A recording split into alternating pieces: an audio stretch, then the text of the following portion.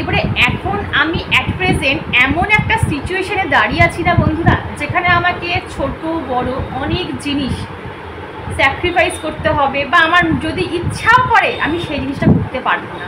যারা বছর এখন আমাকে মুখ বন্ধ করে চোখ বন্ধ করে এখন আমাকে অ্যাডজাস্ট স্যাক্রিফাইস কম্প্রোমাইজ করতে হবে সন্তান।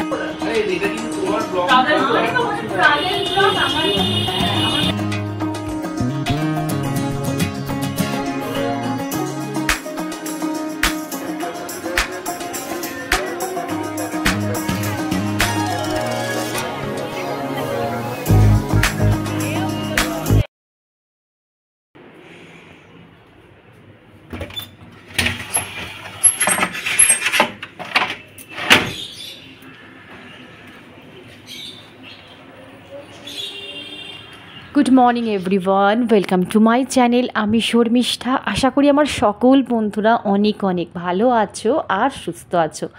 আজও একটা নতুন ভিডিও নিয়ে তোমাদের সামনে চলে এলাম। আশা করি ভিডিওটা তোমাদের খুব খুব ভালো লাগবে। আমাদের বাঙালিদের সব উৎসব কিন্তু শেষ। এই পুজো ভ্যাকেশনের মধ্যে নিশ্চয়ই তোমরা কেউ কেউ বাপের বাড়ি গেছিলে, কেউ কেউ আত্মীয় স্বজনের বাড়িতে ঘুরতে গেছিলে, কেউ কেউ আবার পূজা ভ্যাকেশন কাটাতে আউট অফ স্টেশনে ঘুরতে গেছিলে। এখন কিন্তু সবাই সবার সংসারে ফিরে আসার পালা, আর সংসারে ফিরে এসে একদম দম লাগিয়ে সংসারের কাজকর্মে মন দিতে হবে, কি তাই তো? কিন্তু আমার তো আর কোনো জায়গায় যাওয়ার নেই, তাই সারাটা বছর এই সংসারটাকে আগলেই বসে থাকি। তাই জানো তো, কেউ যদি আমার বাড়িতে আসে বা দুটো দিন থাকে, আমার যে কী আনন্দ হয় কি বলবো। আসলে আমি তো কোথাও যেতে পারি না, আমি চাই যে আমার বাড়িতে এসে যদি মানুষজন আনন্দ ফুর্তি করে, এতে আমার খুব ভালো লাগে। তোমরা তো আগের ব্লগে দেখেছো যে আমার বাড়িতে আমার বোন, পিকু সোনা আর অভিক, মানে আমার বোনের বর, তিনজন এসেছে। তবে অভিক তো একটু পরেই চলে যাবে, একটা রাত ছিল তো এখন একটু ব্রেকফাস্ট করে ও একদম অফিসে ডাইরেক্ট চলে যাবে। আর পিকু আর আমার বোন দুজন থাকবে, কারণ এখন তো পিকুর ছুটি চলছে, ওই ছট পুজোর পর স্কুল খুলবে, তাই আমি ওকে বললাম 2-3 দিন থেকে যা, অভিক এসে আবার তোকে নিয়ে চলে যাবে। তো কদিন ধরে না আমার ডাইনিং রুমটা ঠিকঠাকভাবে ঝাড়পোছ করা হচ্ছিল না, ওই পুজোর একটা আমেজ মনই বসছিল না। তো আজকে ভাবলাম একটু ভালো করে ক্লিন করি। আর আমার এই যে মফ না বলবো, এটা ডাস্টারটা বলো, মাইক্রোফাইবার ডাস্টারটা এত কাজের না বন্ধুরা, এটা দিয়ে আমি আমার সব কিছু ক্লিন করতে পারি। দেখো কত পোকা, আমি তো ওই পাশটা পরিষ্কার করলাম। বলো তো এইগুলো পসিবল ডেলি এইভাবে পরিষ্কার করা? সব কটা জানলার এত বড় বড় চ্যানেলে যদি এইরকমভাবে পোকা থাকে, কতক্ষণ ধরে পরিষ্কার করব? শুধু দেখো কত পড়েছে, দেখো দেখো ভর্তি। আমি যখন ঝাঁট দেবো পুরো, তখন তোমরা বুঝবে যে কত পোকা রয়েছে, জানো? কি অশান্তি হয়েছে বলো তো? যে কাজটা আমার 5 মিনিটে হয়ে যায়, সেটা আমাকে ধরে ধরে খুঁচিয়ে 10-15 মিনিট ধরে করতে হচ্ছে। মানে ধরো আমার তো উইন্ডোগুলো বিশাল বড়, এবার জানলাগুলো বেশি বড় হয়েছে বলে আমার চ্যানেলগুলোও বেশ বড়। এবার এই পাশটা পরিষ্কার করতে গেলে ওই পাশে চলে যাচ্ছে, ওই পাশটা পরিষ্কার করতে গেলে এই পাশে চলে আসছে। তারপর ভাবি যে থাক আর করবই না, আবার সেই আজ করব, কালকে সেই আবার জমা হয়ে যাবে। কিন্তু জমা করে রাখলে পিঁপড়ের চাকে ভর্তি হয়ে যাচ্ছে, জানো? আর এই দেখো শুধু ফ্লোর থেকে কত বেরিয়েছে, দেখো ওই পাশেরগুলো তো ফেলেই দিয়েছি, শুধু ডাইনিং রুম থেকে এতগুলো বেরিয়েছে। কি করব বলো তো? প্লিজ তোমাদের কাছে কোনো সলিউশন থাকলে আমাকে অবশ্যই কমেন্ট বক্সে জানিও।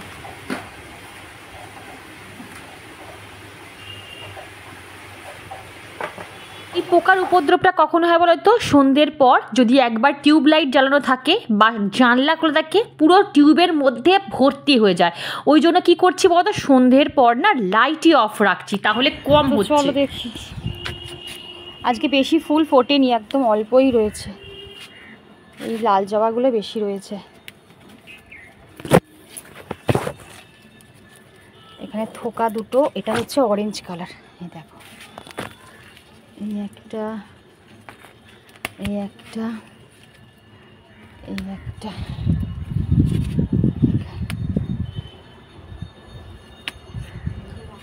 আর এখানে আজকে ওরা শুয়েছিল না, আমি জন্য উঠতে করতে পারিনি। এই দেখো সাদা, আজকে জানো তো আমার একটু ফুল তুলতে দেরি হয়ে গেছে, আর আমার আসার আগে আর শাশুড়ি মা মা চলে এসছে ফুল তুলতে। আমি মাকে বললাম, মা একটু দাঁড়াও, আমার তো শ্যুট করা হয়নি, কারণ আমি প্রত্যেক দিনই একটু একটু করে বন্ধুদের আমার ছাদ বাগান দেখাই, কি ফুল ফুটেছে সেইগুলো দেখাই। তো মা বললো, মানে আমার শাশুড়ি মা বললো, ঠিক আছে তুমি বৌমা তুমি আগে ফুলগুলো তুলে ভিডিও করে নাও, তারপরে আমি ফুল নেব। আর আজকে কিন্তু নেই করে বেশ অনেকটা ফুল কিন্তু ফুটেছে। আজকে না একটু লেটই হয়ে গেছে জানো তো। লেট হওয়ার কারণ আছে, আসলে কি বলতো সবাই একটু ঘুমাচ্ছিল, তো আমি ভাবলাম যে আমি যদি এত সকাল সকাল, আমি তো এমনি সকাল সকাল ঘুম থেকে উঠে যাই, কিন্তু ভাবছি যে আজও যদি আমি সকাল সকাল ঘুম থেকে উঠে কাজকর্ম ঝাড়পোছ করতে শুরু করে দিই তাহলে ওদের ঘুমে ডিস্টার্ব হবে। ওই জন্য আমি কি বলতো চুপচাপ ঘাপটি মেরেই শুয়েছিলাম, তো আর পারলাম না। তারপর আমি উঠে গেছি, উঠে কিছুটা বাসি কাজকর্ম সেরেছি, সেরে তারপরে ছাদ বাগানে এসেছি। ধুতরা কলকে সবই ফুটেছে আজকে।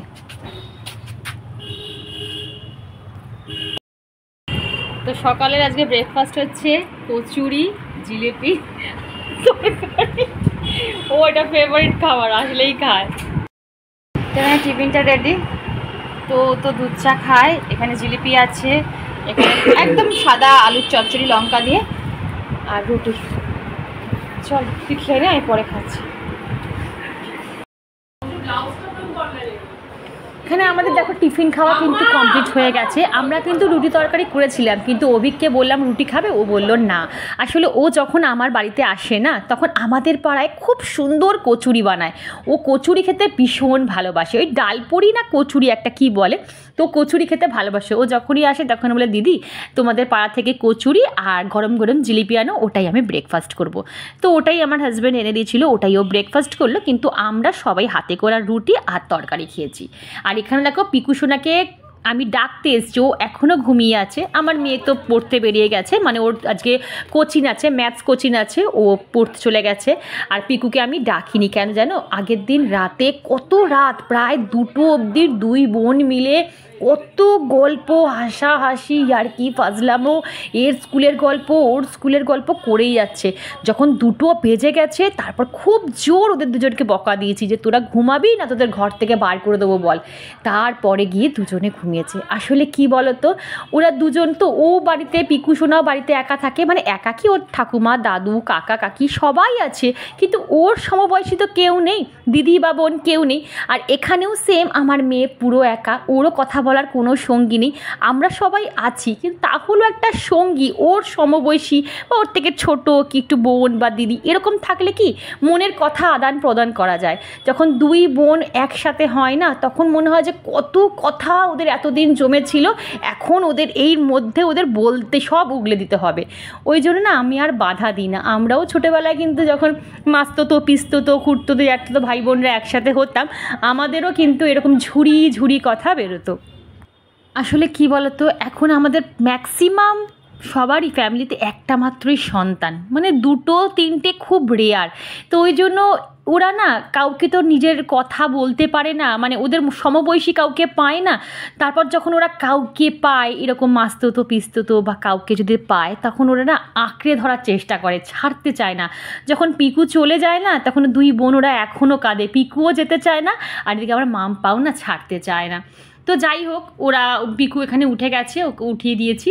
আর এখানে আমরা 3জনে মিলে একটু দেখলে আমি অভিক আর বোন 3জনে মিলে একটু আলাপ আলোচনা করছিলাম, কি জানো, আমরা নেক্সট ইয়ার কোথায় ঘুরতে যাব। তো আমি অভিককে বললাম, অভিক আমার তো 2 বছর এখন কোথাও ঘুরতে যাওয়া হবে না, কারণ আমার মেয়ের যতক্ষণ না 12th দিচ্ছে ততক্ষণ আমি কোথাও ঘুরতে যেতে পারবো না।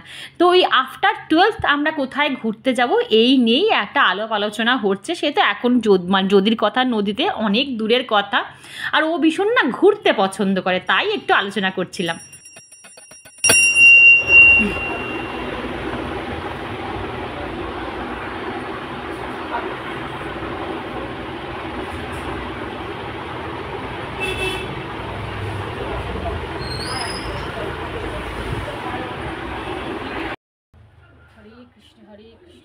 পরপর 3 দিন বেশ কিছু কারণে আমি ভিডিও দিতে পারিনি। তো আমি সেখানে কমিউনিটি পোস্টে জানিয়েছিলাম যে আমি ভিডিও দিতে পারছি না। সেখানে তোমরা আমাকে এত সুন্দর কমেন্ট করেছো, তোমরা যে আমাকে এত মিস করেছো সেগুলো তোমরা আমাকে প্রত্যেকে লিখেছো। কেউ কেউ লিখেছো দিদি ভাই আই মিস ইউ, তুমি তাড়াতাড়ি ভিডিও দাও। কেউ কেউ লিখেছো শর্মিষ্ঠা তোমার ভিডিও না দেখলে দিনটা ভালো যায় না। সুকন্যা সিনহা বলে আমার এক ছোট্ট মিষ্টি সাবস্ক্রাইবার বোন আমায় কমেন্ট করে বলেছিল যে দিদি ভাই তুমি তাড়াতাড়ি ভিডিও দাও, আমার মনটা না ভালো নেই, তোমার ভিডিও দেখলে মনটা আমার অনেক ভালো হয়। থ্যাংক ইউ সো মাচ গো এতটা ভালোবাসা দেওয়ার জন্য। কেউ আমরা কাউকে চিনি না, দেখি না, তোমরা হয়তো আমাকে দেখো কিন্তু আমি তো তোমাদের দেখতে পাই না, তাও যে এতটা টান, এটা গড গিফটেড ছাড়া কি বলো। বন্ধুরা আমার এখানে মাছ কিন্তু ভাজা কমপ্লিট, আর মাছও রয়েছে জানো তো। তবে আর মাছটা অনেক সময় দেখবে পেঁয়াজ রসুন দিয়ে খেতে ভালো লাগে, কিন্তু আমি পেঁয়াজ রসুন দিয়ে করবো না, আমি জিরে বাটা দিয়েই ঝোল করবো। কারণ বোনের আবার বলছে পেটটা প্রবলেম করছে, ওই জন্য খাবে না পেঁয়াজ রসুন জিনিস। আর এখানে উচ্ছে আলু কাটা আছে, উচ্ছে আলুটা ভাজবো। আর এখানে তো আমি আলু ভাজছি, কারণ আলু দিয়ে হালকা পাতলা করে জানো তো ঝোল করবো। কারণ কালকে রাতে মাটন ফাটন খাওয়া হয়েছে, একটু রিচ খাওয়া হয়ে গেছে, তো ওই জন্য আজকে আমরা সবাই ঠিক করেছি একটু হালকা পাতলাই খাবো। আর যা গরম পড়েছে, আর দেখেছো ঢাকের আওয়াজ। এই তো বন্ধুরা আমার কিন্তু মাছের ঝোল একদম রেডি, একদম পাতলা করে কাঁচা লঙ্কা ফোড়ন দিয়ে ঝোলটা করেছি, যাতে বাচ্চারাও খেতে পারে। আর ওদের জন্য না বাচ্চাদের জন্য অল্প মাংসও আছে। আর এখানে না একটু ওল ছিল, সেই ওলটাও ভাতে দিয়ে দিয়েছি। মামাই তাহলে যাবি না মেলাতে? জানিস না? না এখন ডিসাইড করতে পারলি না? তুই কুমাপালি যাবি না মেলাতে? তুই একা যাবি? একা যাবি? কবে যাবে না তো আগে। আরে কি হয়েছে দেখো, আমরা ভেবেছিলাম সবাই মিলে সকালবেলা প্ল্যান করলাম আজকে সবাই মিলে আমরা মেলায় যাব। আর শুক্রবার দিন ফ্রাইডেতে আমরা দিদির বাড়ি যাব, মানে আমার পিস্তল দিদির বাড়িতে আমরা যাব। লাঞ্চের আমাদের ইনভাইট করেছে, আমরা সবাই মিলে একটু গেট টুগেদার করবো। তো এবার আমার মেয়ে বলছে যে মা আমার দুটো জিনিস করা পসিবল নয়, মানে দুটো অ্যাটেন্ড করা পসিবল নয়। যদি আজকে আমি মেলায় যাই তাহলে আমি মনামাসির বাড়ি যেতে পারবো না, আর যদি মনামাসির বাড়ি যাই তাহলে আমি আজকে মেলায় যেতে পারবো না। তো এবারে কী করবো বলো, শনিবার দিন ওর ম্যাথস স্যার এক্সাম নেবে। এবারে এখন আমি অ্যাট প্রেজেন্ট এমন একটা সিচুয়েশনে দাঁড়িয়ে আছি না বন্ধুরা, যেখানে আমাকে ছোট বড় অনেক জিনিস স্যাক্রিফাইস করতে হবে, বা আমার যদি ইচ্ছাও করে আমি সেই জিনিসটা করতে পারবো না। যারা আমার স্টেজের মধ্যে দিয়ে যাচ্ছ, দাঁড়িয়ে আছো, তারা আমাকে খুব ভালো করে ফিল করতে পারবে। যাদের সন্তান এই 11-12 পড়ছে বা আইসিসি বোর্ডে পড়াশোনা করছে, এখন শুধু 11-12 না, মানে তুমি আইসিসি বোর্ডে দেওয়া মানেই তুমি ঘরবন্দি, তোমার জীবন হয়ে গেল, এতটাই প্রেশার। তো যাই হোক, তো ওই এখন আমাকে কম্প্রোমাইজ করতেই হবে, মানে কিছু না কিছু। এবার সত্যি কথা আমি আমার মেয়েকে ছেড়ে না, মানে কোনো দিনই আমি মেয়েকে ছেড়ে একবেলাও আমি কোনো জায়গায় মনে হয় না যে ঘুরতে গেছি, আনন্দ করতে গেছি, এটা আমার হয় না। মানে আমার শুধু না মনটা পড়ে থাকবে ঘরে, যে মেয়েটা কী করছে, মেয়েটা একা করছে, আমি চলে এলাম আনন্দ করতে করতে। তো এই হয়ে যায় ব্যাপার। এখন আমি নিজে এখন বুঝতে পারছি না, যে ভাবছি কী করবো আর কী করবো না। সেরকম হলে আমি আর মেয়ে থাকবো, পিকু আর মা বোন, সামনেই তো মেলা, ঘুরে আসবে। দিদির বাড়িতে যাওয়াটা আমি কোনোভাবেই কম্প্রোমাইজ করতে পারবো না, কারণ অনেকবার ডেকেছে, একটা অনেক দিন পর ওর বাড়ি যাচ্ছি, সেটা আমি কম্প্রোমাইজ করতে পারবো না। দেখ না, তুই তো দিদিকে বল, আমি কি বলবো বল। এখন হচ্ছে আমি হচ্ছে জল, বুঝেছো? আমাকে এখন যে পাত্রে রাখবে আমি সেই আকার ধারণ করবো। এই হচ্ছে এখন আমাকে 2-3 বছর এখন আমাকে মুখ বন্ধ করে, চোখ বন্ধ করে এখন আমাকে অ্যাডজাস্ট, স্যাক্রিফাইস, কম্প্রোমাইজ করতে হবে সন্তানের জন্য। দেখো সন্তান ভবিষ্যতে কী ফিডব্যাক দিল, কী করবে, সেই ভরসা বা সেই আশায় যদি আমি এখন কাজ করি, তাহলে আমি কোনোভাবে নিঃস্বার্থভাবে কিছু করতে পারবো না, তাই না? তো এখন তো আমার কাজটা অ্যাজ আ প্যারেন্টস আমায় করতেই হবে। এবার তারপর ওর ব্যাপারও কী করবে না করবে। চলো এবার আমি তোমাদের দেখিয়ে দিই ব্যাক ক্যামেরা, আমার রান্না হয়ে গেছে। তো চলো কী রান্না করলাম একবার ব্যাক ক্যামেরায় দেখিয়ে দিই। আর এখন মোটামুটি আমরা সব গল্প গুজব করছি। তো চলো দেখাই একবার আমি কি রান্না করলাম। তোমায় তো বলেই দিলাম বোধা প্রথমে। এই দেখো, বলেছিলাম না মাংস ছিল, সেই মাংসটাই ওটা বাচ্চাদের হয়ে যাবে। আর এখানে রয়েছে উচ্ছে আলু ভাজা, আর এখানে একটু শসা ছিল, শসাটা কেটেছি, টক দই রয়েছে। আর এখানে এই তো, এখানে একদম হালকা পাতলা আলু দিয়ে জিরে বাটার ঝোল। একদম আজকে হালকাই লাঞ্চ মেনু রেখেছি গো, কিছু করিনি আর এক্সট্রা। ও আর ওল ভাতে দিয়েছি, ভাতের মধ্যে ওল ভাতে আছে। এই এখন ঘড়িতে বাজে সন্ধ্যে 6:30। আমরা ফুল ব্যাটালিয়ান রেডি হয়ে নিয়েছি, যাব মেলার উদ্দেশ্যে। তোমাদের তো সকালে বললাম যে মেলায় মনে হয় যাওয়া হবে না, কারণ মেয়ে রাজি হচ্ছিল না। তারপর তো পিকু কেঁদে কেটে মেয়েকে রাজি করালো। পিকু বলল বলে আমার মেয়ে গেল জানো। আর এখানে শুনে তো আমার বোন আর পিকুর সে কি নাচ, মেলায় যাব বলে কথা। মেলা একটা এমনই জিনিস না যে ছোট বড় সবারই যেতে ইচ্ছা করে। মেলায় ঢুকেই কিন্তু আগে আমরা চাটপুরি খেয়ে নিলাম, পাপড়ি চাট যেটা হয় সেটা খেয়ে নিলাম। অনেক দিন ধরে পাপড়ি চাট খেতে ইচ্ছা করছে। আর তোমাদের বলেছিলাম যে এই মেলাটা বিশাল বড় মেলা জানো তো, এক প্রান্তে শুরু হয় আর এক প্রান্তে শেষ হয়। পর এখানে 3খানা বড় বড় ঠাকুর হয়, 3টে মাঠে মেলা বসে, বুঝতে পারছো। আর মেলায় না এখন প্রথম একটু দামটা চড়া ছিল। আর এই মেলাটা 15 দিন ধরে বসে, মানে এখনও কিন্তু মেলাটা রয়েছে। ভাঙা মেলার সময় মানে এখন কয়েকদিন পর যাব, গিয়ে ভাবছি টুকটাক জিনিসপত্র কিনবো। প্রথম না মেলাতে একটুও দাম কমায় না, সব জায়গায় ফিক্সড প্রাইস, যা দাম তাই। কিন্তু ভাঙা মেলায় মানে যখন ধরো মেলাটা উঠে যাবে সেই মুখে যদি তোমরা কেউ যাও না, দেখবি তারা কিন্তু অনেক কম টাকায় জিনিসপত্র দিয়ে চলে যায়। আমরা কিন্তু ভাঙা মেলাতেই ম্যাক্সিমাম জিনিস কিনি। আচ্ছা এটা নিলাম দাদা, এটা নিলাম দাদা, কত বলে 100। আরে ঠিক আছে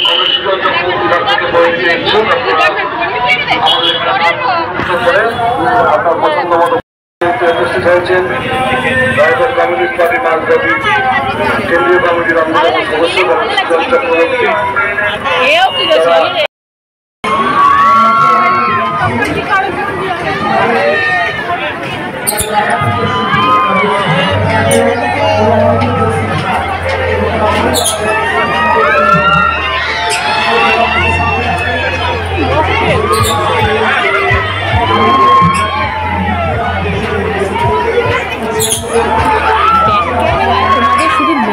ভিড়টা দেখাই বন্ধুরা, দেখো পিলপিল করছে লোক। যত রাত বাড়ছে তত মনে হচ্ছে লোকের সংখ্যা বাড়ছে, তার মধ্যে কি গরম। বন্ধুরা এখন ঘড়িতে বাজে 10টা, আমরা এখনও মেলায় ঘুরে জাস্ট নাও বেরোলাম। তো চলো বন্ধুরা, ভিডিওটা আমি এখানে এন্ড করছি। ভিডিওর কোনো অংশ ভালো লাগলে চ্যানেল সাবস্ক্রাইব করে পাশে দেখো, লাইক করো, শেয়ার করো, কমেন্ট করতে একদম ভুলো না। এই ফার্স্ট আমি রাস্তাতে আজকে ভিডিও ব্লগ শেষ করলাম। দেখা হচ্ছে আবার নেক্সট ব্লগে। ততক্ষণ সবাই ভালো থেকো, সুস্থ থেকো, টাটা। কিছু খাওয়াইনি আমাদের মেলাতে নিজে, কিছু খাওয়াইনি। তোমরা বিশ্বাস করো আর লোভ দেখালো। টাটা, চলো।